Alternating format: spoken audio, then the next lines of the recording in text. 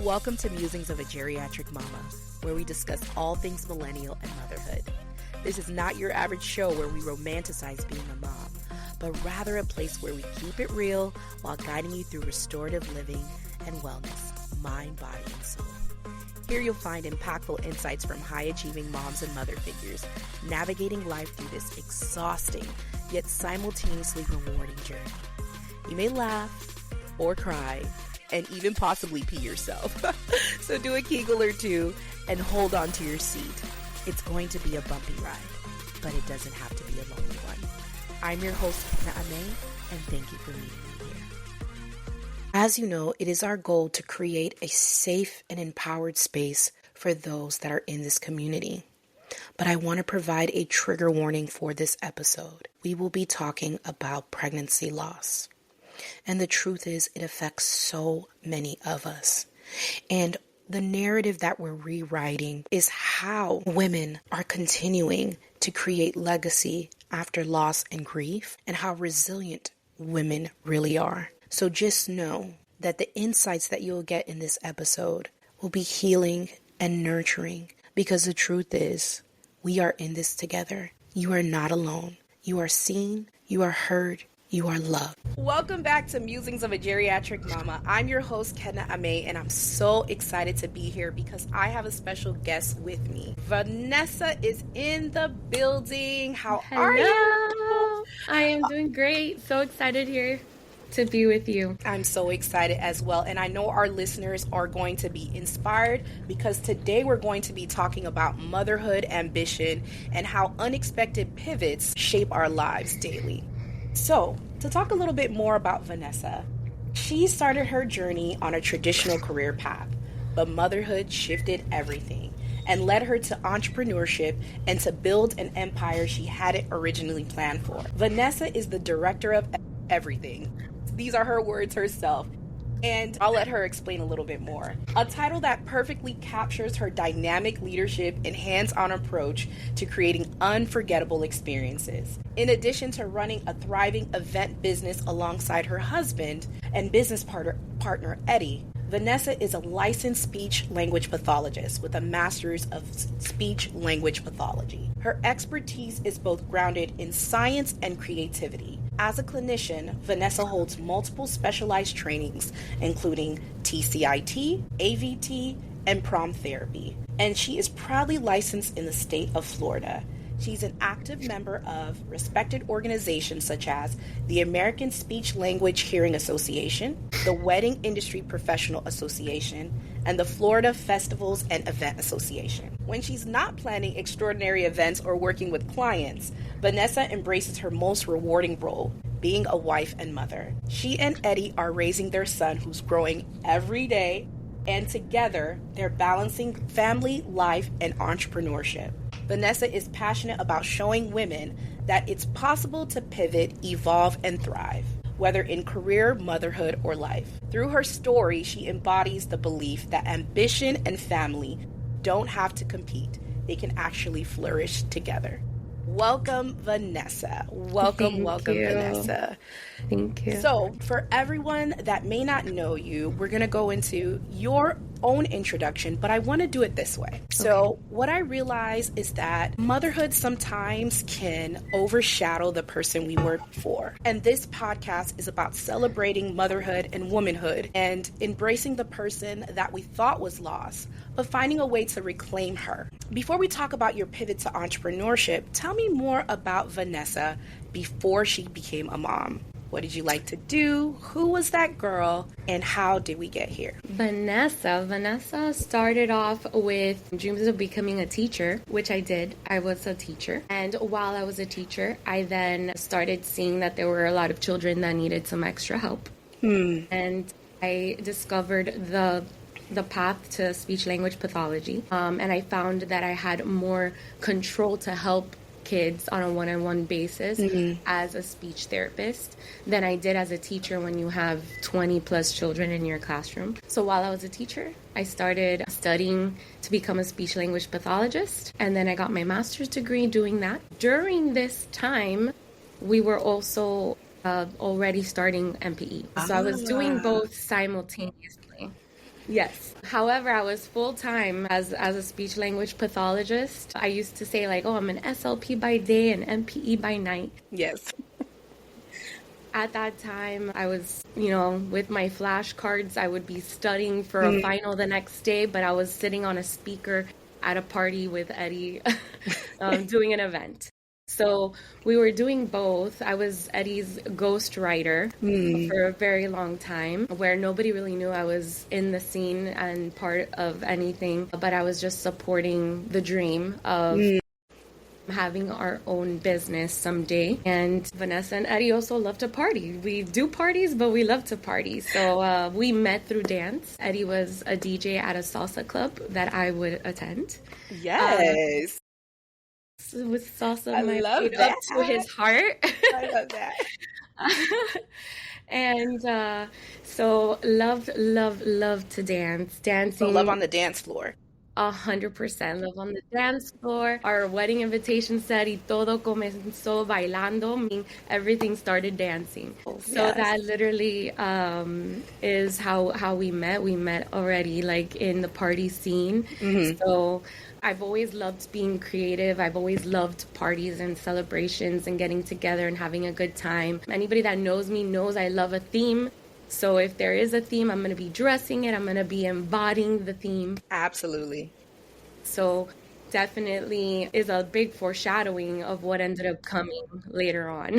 I love that. I love that. It all started on the dance floor. And what I'm reminded of your love story is that even though, and we're going to talk about how you transition into parenthood, even though we're parents, I feel like we always have to keep that spark. So I'm wondering if you guys still go out dancing. When we can. When we can. We definitely do. Sometimes we just dance in the kitchen, I love that. I will just throw on a song and dance anywhere.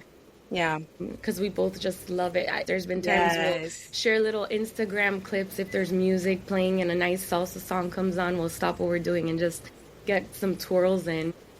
I love that. Yeah, but I mean, definitely a lot harder to go out and dance because, I take care a lot in the office, the pre-prepping and planning of what comes for the event, like the designs and putting things together. But then Eddie's part is more heavily on the weekends and the logistics of the actual event. Yeah. So it does become hard, but when we do, we get it in.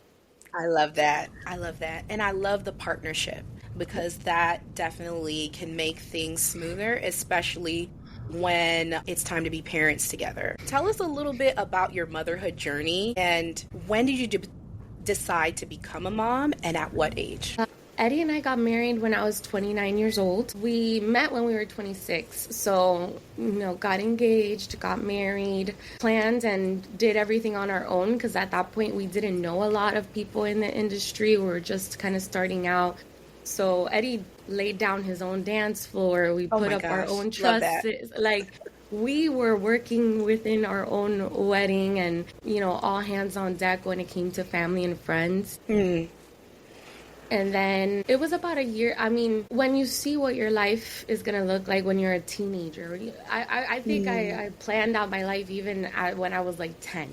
Like I was like, I'm going to get, you're like, I'm going to get married when I'm 22 and I'm going to have my first baby by 25. I'm going to have my second baby by 27. And I had like this entire life layout and none of that happened. None of it. So once I was 30, I was like, I gotta have a baby. Like I'm already like 5 years behind on my like timeline, of baby making. We were both ready. We were both very much on the same page on wanting to like start our family. The first time we tried, we did have a miscarriage. And so, but we tried a few months after and we were successful. I got pregnant at 30 but had Noah by the time I was 31. So at 31 became a mom. I had been working full time as a speech language pathologist, the 40 hours a week, and then I was part-time, I guess, MPE. At that point, I wasn't like on payroll. I was just, doing what I had to do to support in any kind of way. And I was working as a speech pathologist up until the week before I gave birth. Like I was like days Wow. before. And I took, Noah was born August of 2019. Took 4 months of maternity leave. So Oh, I love that. planned on coming back for the new year. So Okay. not January 1st, but whenever that first Monday of school starting back. Because at the time, as a full-time SLP, I was working school. Mm-hmm. It's an early intervention school for 0 to 3 year olds. So I was working a lot in early childhood development with children with lots of different disabilities and lots of different diagnoses. So I would do that during the school hours, and then after that I would leave and I'd go to the clinic and continue to see children up until like 7:30 at night. Wow. So when I returned in January with a 4-month-old baby, and I was gone for 10 hours a day, Monday through Thursday, because I did adjust my schedule so I'd have at least Fridays off to be with him. Yeah. It hurt my heart a little bit because I was missing out on a lot of milestones. And as a speech language pathologist that thrives on looking for milestones. Exactly. Yeah, and I'm working with 0 to 3 year olds, literally babies. Yeah. So it was very fulfilling in that I was helping other children meet those milestones, but it did hurt my mama heart that I was missing my son's milestones. So it was fine. I knew that was coming, and I knew that that was something that came with the territory. But March hit, that 2020. We know what happened then. Yeah, so I was back to work, for all of 3 months. And in March, COVID hit. And suddenly, everybody go home. Now all therapy is going to be done via Zoom. Wow. I had to get retrained, into like Talk about pivot, right? huge pivot. Nobody planned for. Nobody planned for. How the heck do I do therapy via Zoom? Like, how? That was not something that you really saw at the No. time. Like, I was hands-on. I was on the floor. I was with toys and puzzles, and I wore leggings and scrubs because I was on the floor. I was crawling. I was in the drool. And a lot of the trainings that you mentioned are very tactile. Like the prompt therapy is, prompting, using that, physical touch to elicit sounds. And I'm like, so we had to do all kinds of training to kind of prepare for Zoom therapy, where I'm going to be training either paraprofessionals that are at home with these children or parents that are at home with these children, which was a good thing, because now the parent, I kind of saw that as a great thing, because at the end of the day, the kids are seeing me for a certain amount of time on a certain amount of days, but I'm teaching these parents these techniques that they could do all the time when they're with their children. So that was a good part of it. The blessing in that was that I was back home with my baby. Yes. Yeah. And at the time I was breastfeeding. I breastfed till he was 20 months old. That's amazing. So it was really cool to, I'd be like hiding, breastfeeding my son, and I'm here doing therapy, and a lot to juggle for sure. I had a full packed schedule, Zooms back to back, same schedule till 7 p.m. at night, but at least I was with my son.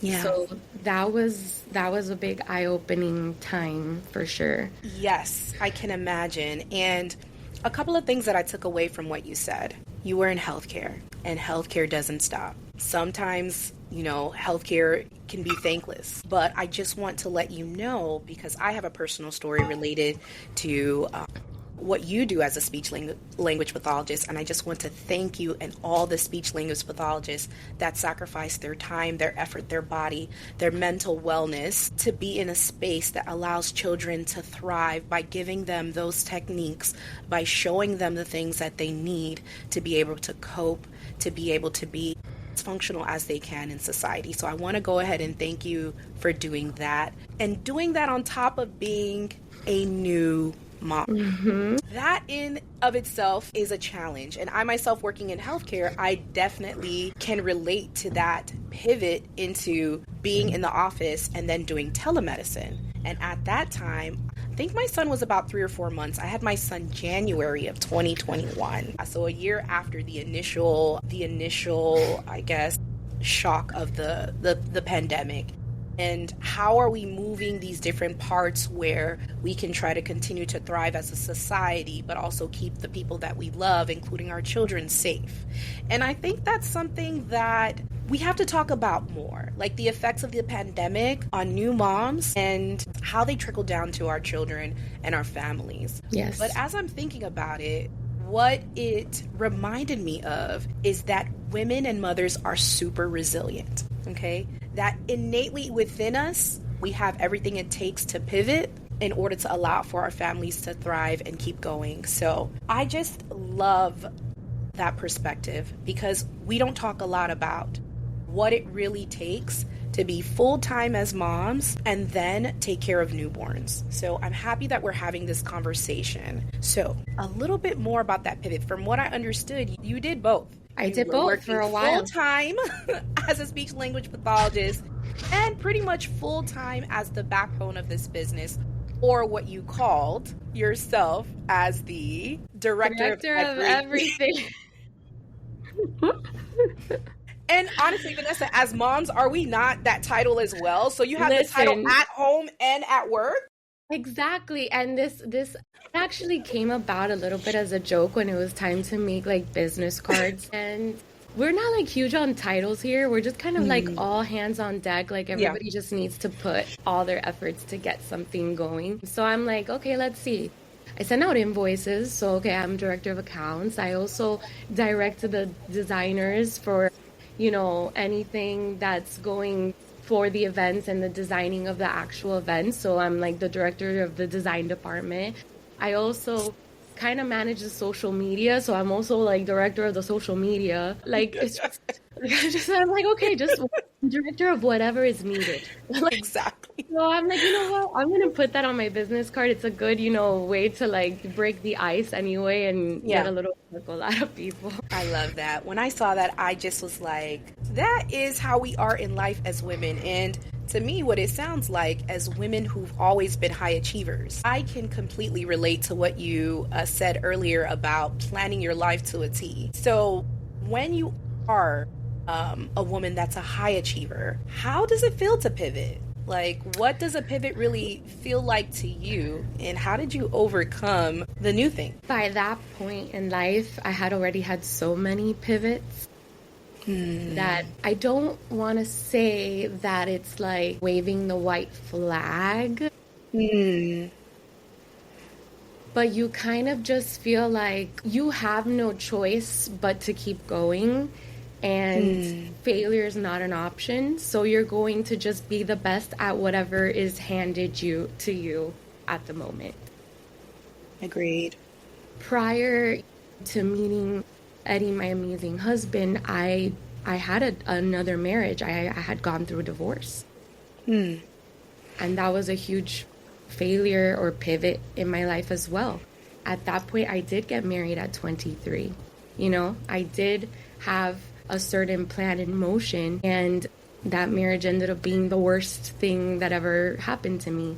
Well, one of them. So, you know, it was like a Kim Kardashian marriage. I was divorced by 10 months later, and I was like, whoa. And that was a huge decision for me, because for me, divorce was not an option in my head. And it wasn't until I went, you know, to my church and I told them what was going on, and they were like, no, you need to get out of this. And I was like, oh, okay, this is that bad. So that was already like a huge pivot. Sure. So I was already off my timeline. That I overcame big time. So at that point in life, I was like, I'm so blessed to have met such an amazing man that I literally feel like I prayed for. I gave God a list, and he checked off all the entire list. So at that point for me, I'm like, I am in for whatever this situation comes with. You know, I'm back to work. I'm working full time. It's COVID times. I have a newborn. I'm still breastfeeding. I'm dealing with this new Zoom. I'm dealing with the insecurities of our business during COVID, where things have been canceled. We're not sure what that's going to look like. Right. And thankfully, micro weddings became a thing. They shortly were. I do after. remember that. People had huge budgets for these micro weddings, and we actually, after like I would say 2 or 3 months of zero events, suddenly we boomed and we were growing during COVID. And we're like, wow, when you let go and let God, like God provides, And then that November, my father-in-law falls extremely ill with COVID, intubated, the whole thing, And if anyone knows Eddie, his father's like his right-hand man. His father works with us. He's our number one guy. He's the inspiration behind all the print. He's the reason Eddie knows everything he knows. So, I'm talking about my mental health. Went into like the oblivion by the end of that year. I was a shell of a person trying to give therapy and be positive and see children and parents, and I have to greet them with a smile. And I felt at rock bottom when then that December I fall pregnant, and I then also had a miscarriage at that point as well. So it was just a series of unfortunate events after that point. And that January, I couldn't anymore. I literally would wake up and feel like I wanted to just go back, like keep sleeping. And I wanted each day to just go by. I was going through the motions. I did not feel like I was present for my baby, for my husband, for anything. I was on autopilot. Where I could look back and not even really, I can't even remember some of what happened because I was not there. I was just getting by. So at that point, that following year in 2021, at that point, January, February, I made already the decision to go part-time as an SLP and, be there for my husband because at that point, like his parents have a business as well. So we were trying to run 2 businesses. With the baby and all the things. A lot of things going on at the same time. And I think that was the biggest moment that changed where my life then continued on after that. Wow. I just want to pause and just honor you being vulnerable and talking about loss, because so many women experience loss and may not ever really have a chance to tell your story or their story.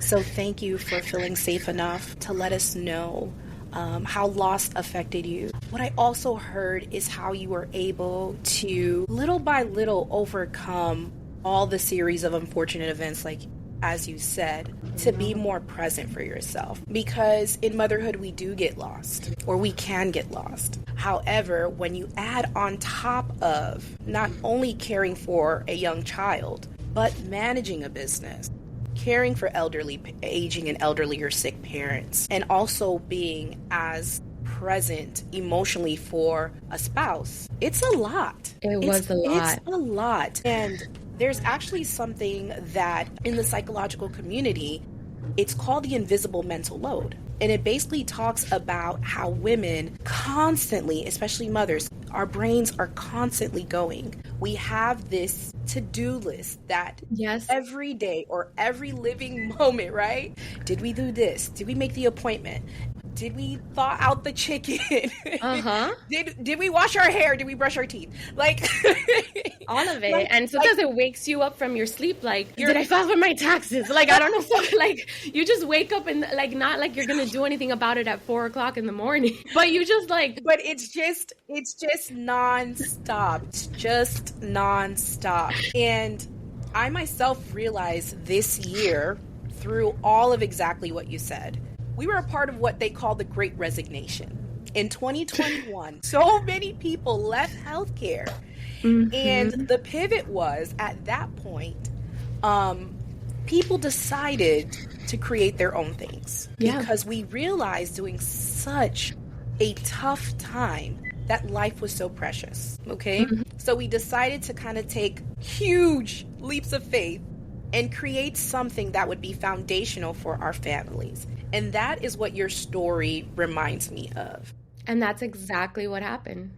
Exactly. That's exactly what happened. That year in 2021, when I went part-time as a speech pathologist. And again, this was still through Zoom. I never went back to the office. As it is, just I think like a year or two ago, I'm still very close to my previous boss. She's still my boss because I'm actually still practicing. I just see one patient 3 times a week, but that's I would awesome. say I'm like, I don't know, 1/8 part like time, you know. Sure. I don't know what to call it, but I am still an active therapist. That's so awesome. She's still my boss. Yeah. But she's like, hey, so I'm moving offices, and you kind of have to come pick up your crap. Like, you got a bunch of stuff still here. Because I never physically went back. At that point, Eddie and I did sit down, and we were like, number one, even though I was with Noah, I wasn't with Noah. Mentally, I was not with Noah. I wasn't mentally anywhere.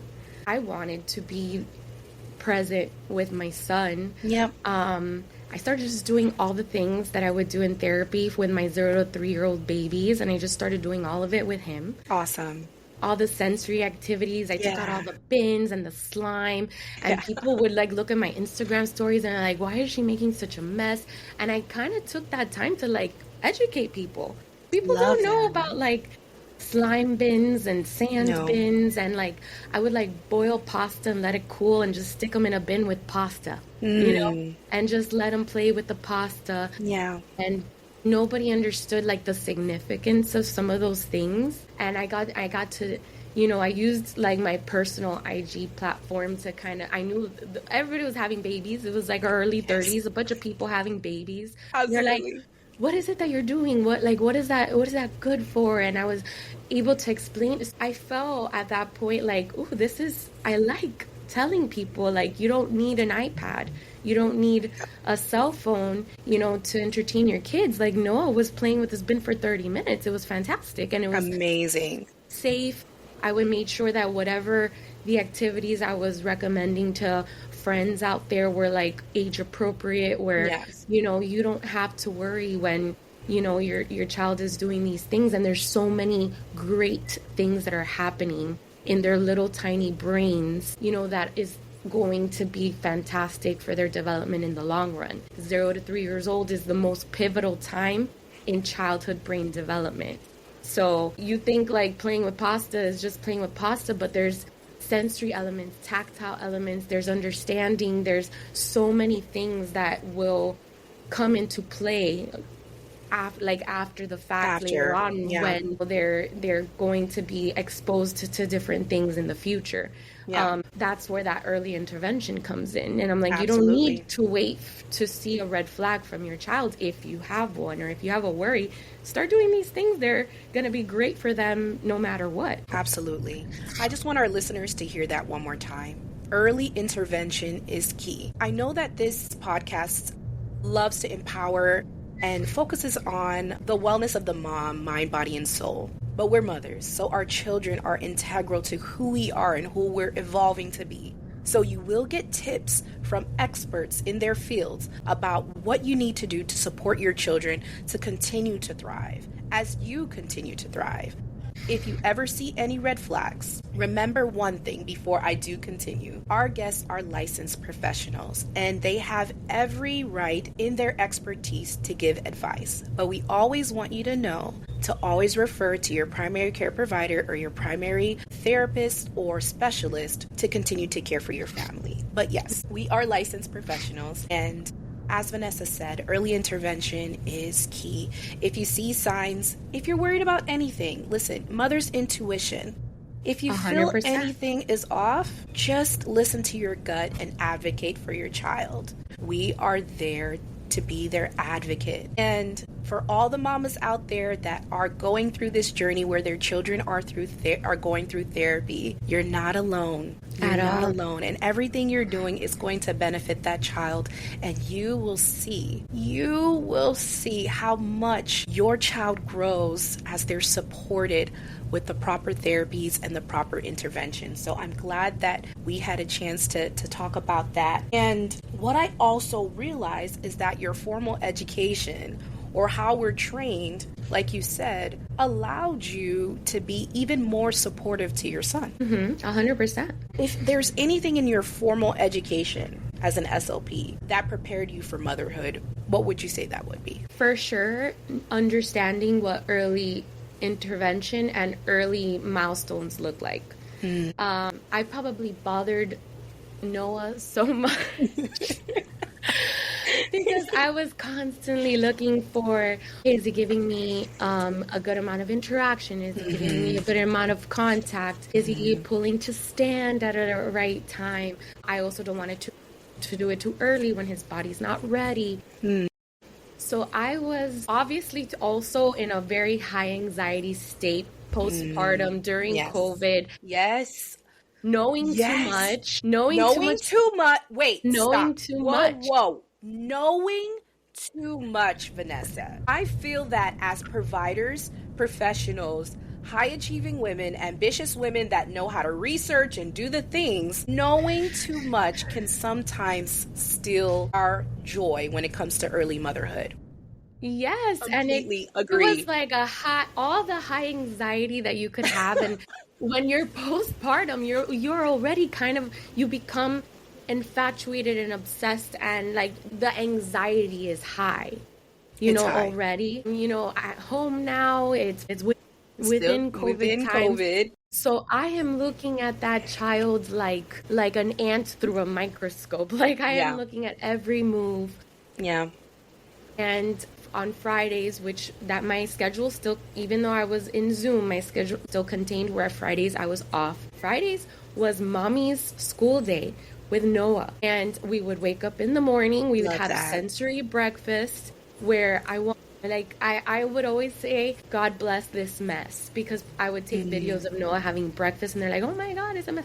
Yes, he's learning through this mess. God bless this mess. I want him to get in there and touch and feel and put it all over his face. I want that. I want him to experiment the textures and flavors of things. So we would do a sensory breakfast, we'd clean up, we would then do some kind of like a puzzle activity or like a sorting activity and do vocabulary, or I would have him do a choice of two, like, oh, do you want ball or you want puzzle? I'd let him choose. I had a little mini schedule for him. It was like mommy's school time. I would have like PE for him, which like was basically whether we were working on crawling or walking, or it was tummy time at the time. So wherever he was in his milestones, and that was up until nap time. And then he would have a nap, and then, but I still maintained a structured schedule the same way, like as if, I was giving, some kind of a school type of environment for him. And that obviously came from my education. Love that. I wanted structure for him. I wanted experimenting for him. I wanted exposure. And I was the only one he was seeing all the time because I couldn't take him to the park. Couldn't take him to go play, so I felt like it was on me to have that human interaction and constant, communication and talking to him and trying to keep, TV and, any kind of technology minimal. It's not bad, but using it as a tool versus something that I was relying on. Understood. Yes. Yes. And it still is a struggle. The kid is 6 years old and it's still a struggle. Is he 6 years old already? Time flies by. He just turned 6 in August. He's in first grade. My goodness. Yeah. So still very much a struggle, and we're here. We're all together. We're together as a family. Later on when I pick him up from school, he's here with us until we're done with work. That. Yeah. So he sees everything that you're doing. He's grown up seeing the sacrifices. He's grown up seeing what it really takes to reclaim your time. That is what I got from you, is that entrepreneurship can be a way to reclaim your time with your family. What words do you have for women that may feel like they can't do it all, or slowing down is a negative thing? Can we talk about how you can marry the two and the importance of creating something for yourself that allows you to buy back your time? The answer to that is you can't do it all. And you can't do everything. So accept that. Accept that. And that's still something I'm still trying to accept. I cannot do it all. Yes. And that's okay. And that's okay. And that's okay. And that's okay. That's okay. It's fine. You know, it's more like setting the priorities of, okay, what does need to get done? Can't do it all, but what does need to get done? This is still something I work on daily. This is not something that any of us should feel like I've got this mastered, because guess what? Something else comes up and you got to pivot again. Exactly. So this is a constant effort, and that's why this support system and this platform is so important, where we all help each other and support each other, so that we all know we're all in the same position, just with different ingredients, but the recipe is the same. Different ingredients, a little bit of different seasonings, depending where you're from. But the end game is the same. We all want healthy, happy households, and we all want to thrive, and we all want to be able to provide, and we all want to be happy. So recipe and end game's the same, but the ingredients just might look different. And at least we do have this platform like this. Thank you so much, Kate, for something like this, because it is great to have people to talk to and relate to. I got into a crazy cycle even here at work, where I became too encapsulated on like work and like, okay, I have this and I have that, and my son's with me, but again, I fell into but I'm not with him. Yeah. He's here with me, but I'm not here with him. Yeah. And I started not liking it. I started to not like how that feels. So then I did little changes, because I am in a high demanding business where there's weekly deadlines. Sometimes a deadline comes, there's something that's due in 2 days. And that due date's coming whether I like it or not. Right. So there are things that I have to set a priority. But I for sure take my time. Like for me, I want to pick up my son from school. That was a non-negotiable. There's 1 day or two here and there where, okay, something comes up and I can't. But for me, I want to pick up my son from school. Yeah. If I'm working for myself, that's something I should be able to do. Exactly. The next thing was taking a certain amount of time with 0 distractions. I come to this room and I'm going to do his homework with him. Before, it was I had a table next to my table at my desk in front of my computer, and I'm like kind of like, I didn't like I didn't like it. I didn't feel like I was giving him my full attention at that time. And I know how important, for me, education is super important. Absolutely. And I wanted him to feel like you have mommy's 100% attention from this time to this time. Absolutely. So I completely agree. I take a certain amount of time. It might be 30 minutes. It might be 45 minutes, whatever amount of time it takes. I come into this room. I treat it like a meeting with a client, and I am block off that time. I block off the time.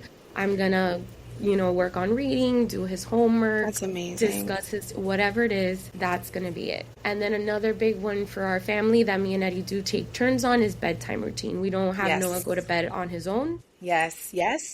One day it might be me, one day it might be Eddie, depending on who's available. Sometimes he wants to pick. He's very fair, my son. It's really cute. He'll be like, Mommy, you put me to bed yesterday, so Dad'll put me today. Like, I love that. He's very fair, which is really cute. Back in the day, it was like, Mom. But I'm very happy that he has like an empathetic part to his little heart. Where he's like, I don't want Dad. He's like, I don't want Dad to feel left out. So he's very fair. Oh my gosh. To kind of be like, oh, if both parents are home, like I want to take turns. So the bedtime routine is another important one where we go to bed with him. If he wants a story, we do prayer together as a family. And he wants his hand, like he's in bed and we have like a little rocking chair next to him, and he wants his hand held until he falls asleep. Blocking that time off, okay? Oh, that time is blocked off. And when he falls asleep, we do the crawling. Sneaking out, of course. Sneaking out. And then we'll go back to whatever we got to get back to. I love that. It's just chiseling out moments throughout the day. It doesn't have to be like now. It doesn't have to, just making it work where you still feel fulfilled. And again, this is not something that's 100% mastered. Of course. Because things come up. you Of know? course. Of But course. just making it a priority and working together as a team to make it happen. And that's what I love. That's what I love. Intentional time that you set out. I think more than anything, life gets so overwhelming at times that it is hard to do the things. Ladies, it is hard to do all of the things, even though it's almost like we were indoctrinated to do everything ourselves. You don't have to do it yourself, but if you do, you can set intentional time for the things that matter the most. And what I loved, Vanessa, is how you prioritize what was important and how you set boundaries.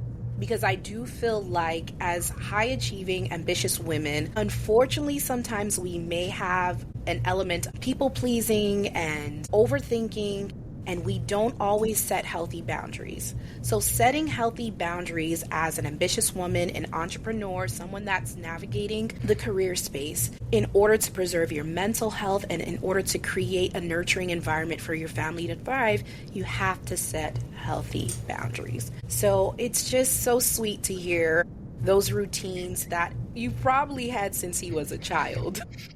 And Yes. now, as he's growing, he himself is learning to prioritize family, and he himself understands how important empathy is and seeing everyone and what love really is and what it feels like. I just love that. That made me smile Aw. so much hearing that. So we are getting very close to wrapping up, and we're coming to a segment that is one of my favorites. But I want to ask you one more question about entrepreneurship. Okay. What has been your most eye-opening discovery about trying to balance being a mother and an entrepreneur at the same time? My most eye-opening discovery is realizing that I needed therapy. Let's talk To about be it. honest. Wait, let's talk about it. Let's talk about it. Let's go there. Let's go there. Yeah. I did not know how to balance everything. I did not know how. I did not have the tools. I wasn't sure how to do it. I really did feel like I was trying to do all the things and I never felt good enough at any of them. I felt like I was giving 100% to everything, but the grade was an F on all. Like I gave it my all here and there, but I still I wasn't meeting it. I wasn't meeting it.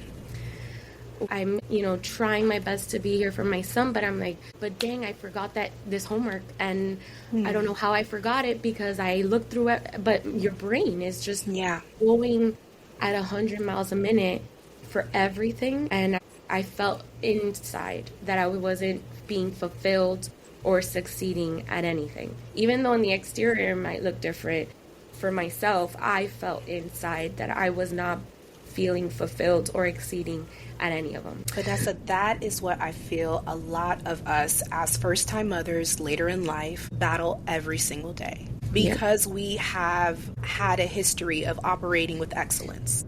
Everything we do must be this. We must exceed expectations at all times. When it comes to motherhood, we wanted to approach it the same way. And what we found ourselves is feeling like we were failing. And the truth is we weren't failing. We just couldn't approach it the same way because motherhood is so dynamic. And then when you add entrepreneurship and marriage and partnership and families and other relationships that are important to you, as you're trying to navigate all these spaces, you realize that overwhelm was going to be your cup of tea because we're no longer just hyper focused on getting the A's, passing the test or passing the bar or getting your license. It was no.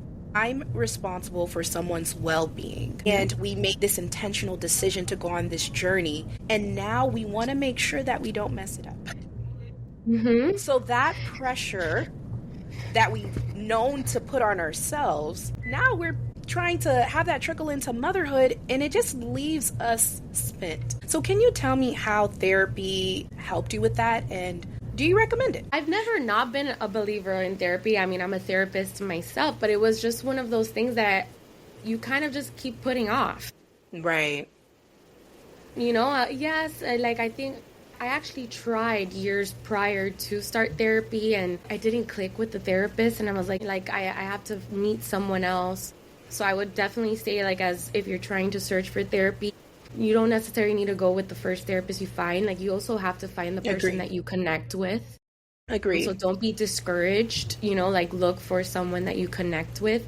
But I finally, jumped the gun and did it, because I know we went a little bit into my struggle with having a second child. That's still something that's currently happening. I still haven't been able to have my second child, and I've had several miscarriages in the last couple of years. So one of the organizations that I'm part of invited me to talk about it, and someone very special on that panel after the fact told me, have you really spoken to anybody about all of this? And I'm like, I've been meaning to.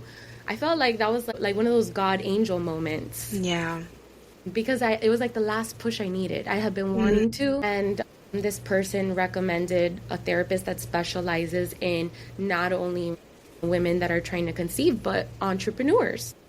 Wow. And it was like so specific of exactly what I needed. God is so intentional. Very intentional. So I, met her, and she's been fantastic. She's been, I don't just speak about my struggle with having a baby. I speak about the stresses of life, how to balance, being a mother, being an entrepreneur, all the stress with work, any kind of stresses with my marriage when it comes to it, my worries as an entrepreneur into like having a second child. Can I juggle another child when this is what my life already looks like? That's real. 100%. And she's been a huge blessing. And it was like, it had, to me, I'm like, just like I prayed for my husband, I prayed my therapist into existence. Love that. Because I was like, wow, she was like everything I needed and more. So the biggest realization is don't do it alone. Like, don't. I tried to do it alone, and what was I thinking? It's too much for one person to handle, even if it's just your thoughts. Even if it's just your thoughts. Even your thoughts are too much for just you to handle. Yeah. So find someone, whether it's a therapist or a friend or a family member or someone that you could confide in, or this beautiful platform, anyone where you could, diarrhea, vomit of the mouth, all the things, and find, someone that could relate or that could help, or maybe just give you realizations of what are proper boundaries. It could be a small goal. For example, the small goal of, I want to pick up my son from school. That's a very achievable goal. Why not? That's something small. And I didn't come up on that on my own. My therapist helped me put into place, okay, what are some things that are going to make you feel more fulfilled as a mother during your crazy work day? I love that. I love that. So if you're out there and you're seeing this or you're listening to this, understand that you don't have to navigate motherhood by yourself. Having someone in your corner, someone that is either a family member or a licensed professional that can help you find those tools that you need to cope and continue to push and persevere, it's okay. It's okay. And sometimes it's more than okay. It's exactly what you need. And it's powerful. It's absolutely beautiful. It's absolutely. Absolutely. Because having a sounding board or feeling seen or heard is empowering. It's beautiful. It renews your soul when someone can see you or hear you or validate the things that you think are crazy but are actually just a part of this life. The ebbs and flows that we go through, the ups and downs that we have to try and get through. You don't have to do it alone. And I love that. I love that. Thank you for sharing that. If you're in crisis, there's the crisis line. If you need help, please reach out to someone that can help you professionally, or a church or whatever community center or any mom group. There's mom groups out there where you can join in community and not feel like you're alone, because motherhood definitely can feel that way at times. So we've reached to the point that I'm super excited about, because remember, this show is also about who we are as millennial moms. Millennial women. Yes, this is us with our peace signs. So we're taking our millennial nostalgia break. So I have to ask, what is your favorite millennial memory? Whether it's the fashion, the music, boy bands or a college memory? First of all, were you into boy bands? I was, for Ooh. sure. Okay. And I was in all of them. Don't make me pick between NSYNC and Backstreet Boys. Don't do it. I feel like that is kind of what divides us a little bit, but okay, fine. You like both, then I'm going to play both too. I Okay, like both. I was into all of them. TLC, Spice Girls, Boys to Men. Spice Girls, yes. I forgot the one with the rain, like those guys with the rain. Dang. Well, all of them. I liked all of them. I was like, was it 98 Degrees? 98 Degrees, but there was the other one that the guy's name was Angel. He had like blonde hair. Liquid Dreams. What were they named? Liquid Dreams. They sang like Liquid Dreams. Anyway, all of them. I liked all them of them. all. All of them. All of them. All of them. I had Josh Hartnett. Oh my gosh, he was such a heartthrob. Watch all those movies. 10 Things I Hate About You. Yeah. All of 40 Days and 40 Nights, which was a movie I should not have watched. Let's talk about how we were singing songs and looking at things that we should have not been singing. But oh my God, I was a very typical 90s and 2000s girl. Like I was too. For sure. I mean, I still wear my hoops. Like that's that's not going away. Yeah, never. That's not going away. And I'm always going to put LOL after my sentences. I will always use LOL. It just is what we will do forever. I'll be AE and LOLing. LOL. Just in case they think I'm like, like unserious. No. LOL doesn't have to mean like ha ha ha. It's just like like just it's just a little, just a little like sad. I love that. But when you told me to think about this, I had a very specific memory of me in college. I was studying to be a teacher still at the time. Okay. And I was working as a tutor, going to people's houses and helping kids with their homework after school for $20, per household. And my friend had called me that, there was a happy hour at Blue Martini. Who remembers Blue Martini? Blue Martini. Come on. Like a Wednesday. South Florida, Blue Martini. And then she goes to me, she's like, but Vanessa, mind you, I had a job, but it was like tutoring, so it wasn't like an official job. Right. And then she was like going to school full time. She had zero job. And she's like, there's a happy hour at Blue Martini. And I'm like, oh, okay, like I'm finishing up, like I'm on my way home from my last kid. And I'm like, what do we wear? We're talking about what do we wear? And she's like, we have to dress corporate. And I'm like, okay, yeah, we're going to dress corporate.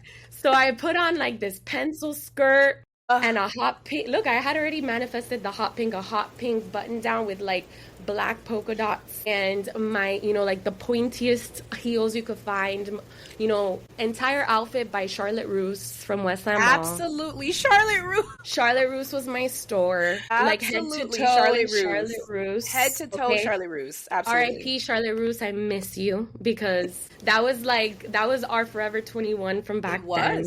It was. And I showed up like I had just came from a board meeting. Like I was like, we were already running the boards meetings. Listen, okay. Corporate attire at the clubs and at the bars was the thing. Listen, I think I even had bought like fake prescription glass. Like I don't wear glasses. Definitely, like I had every color. Like, hello, Miss Teacher has arrived. Come on now. And then is she going teaching like that? Like what? So that was funny. That was looking back because now do kids even go to the club anymore? Number one, I don't know what's going on. And number two, if they do go out, it's like they're in sneakers and jeans, and I'm like jeans. It's like jeans. Like it's like this. Like we stepped out correct. And just in case there was going to be a last minute on the spot interview at the club, we were ready. We were ready. Channel 7, I got you. We were so ready to impress. I could go from office to nightclub in an instant. It's like, you want to talk about versatility? As millennials, we were versatile. Okay, I love that. And don't forget the thick belt or high-waisted belt. What was it holding? It was holding. I have no idea. It was holding absolutely nothing. Our hopes and dreams. It was holding our hopes and dreams. That part. It wasn't holding anything else. Oh my It wasn't even in the loop. Like it was just like it wasn't in the loop. No, it was just suspended in midair. But I love that. And I love that about us. We were just ready. We were corporate ready. And that's why we're still ready. We're the millennials, are you kidding? We're just always ready. We're always ready. Okay. What they say, stay ready, you don't have to get ready. So I love that. I love that. Vanessa, it's been such a pleasure. The reason why I started this podcast is I wanted a space for women and mothers to feel safe, to feel empowered, to feel reminded that they're not alone in this journey. We all go through dynamic things, heart-wrenching things that change us. But what I realize is everything we go through prepares us and allows us to evolve into the woman we were always destined to be. So this last question before our listeners connect with you, what would you say to yourself when you were a new mom? What would you tell that version of yourself about who you are today that would make her proud? Oh, wow. I would say it's going to be okay, because at that point, it was a series of unfortunate events with lots of unknowns, too many unknowns at the same time. And you hold on to that, God doesn't put anything in your path that you can't handle. And I really hold that, because I have, and everyone has their journeys and their battles that they've been put through. But guess what? If you're standing here, you got through it. And obviously, it's going to be okay. It's going to be okay. So I would tell her, take a breath, because I felt like a fish out of water at that point. I would say, take a breath. It's going to be okay. I know it's simple advice, but that's, I think, what I would need to have heard back then. No, it's simple, but it goes so deep, because when we're going through it, it just feels the opposite. It feels not okay. Yeah. It feels hard. It feels painful. It feels overwhelming. And it feels like it's never going to get better. But I agree with you. It's going to be okay. If you're in the thick of it and in your early motherhood journey, you're in that newborn trench, just take things day by day. And for me in the beginning, sometimes I took it moment by moment. Because that's what I say. Because minute by minute. Yes. Because sometimes that is just what you'll have to give. Set just those boundaries. That's fine. Sometimes I get asked, like, tomorrow, for work, at what time are your guys, or is this delivery, or, and I'm like, that's tomorrow's problems. Exactly. I'm focused on today. Yes. Do you have any questions for me for today? Agreed. My mom goes crazy. She'll be like, "Oh, what are you doing on Saturday?" I'll tell you Friday. I don't even know what I'm doing. I don't even know what I have for lunch. Absolutely. So take it, piece it out. Take your life and your day in pieces. Okay, what am I going to do now? This hour, okay, check. It feels great as women to get something off a checklist. Let's do that. Yeah. What do I need to get through today? Yeah, here we go. What do I need to get through today? Okay, check. And just get through it piece by piece. And it's going to be okay. And you're not alone. 100%. Absolutely. Vanessa, oh my gosh. I can't believe our time has come to an end. This has been, I literally had to hold back tears throughout this interview. Just because of the authenticity, the vulnerability, and just the relatability.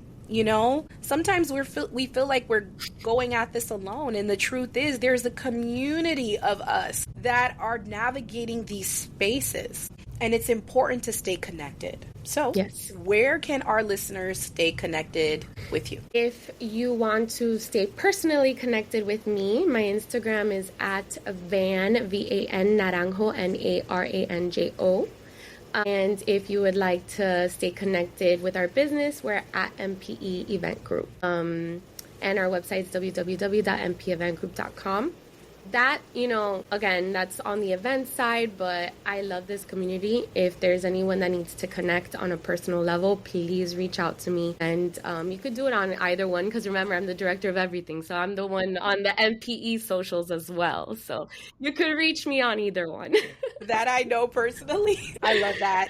And before you go, tell us a little bit about MPE. MPE, we're a luxury event branding and production company. So with our very big backgrounds on printing and fabrication, we do mesh that with production. So we create beautiful productions and events. We do something as simple as printing a bar menu to, doing a full-on ceremony or corporate event. I like sometimes to call us, we could be a luxury Kinko's. So we don't just do events. That's millennial nostalgia too, is Kinko's. Kinko's.